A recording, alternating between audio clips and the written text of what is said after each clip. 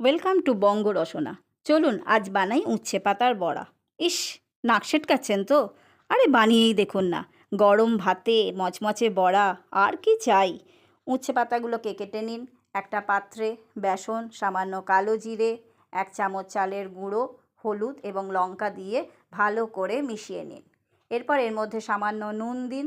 নুন দিয়ে ভালো করে মেশাবার পর জল দিন।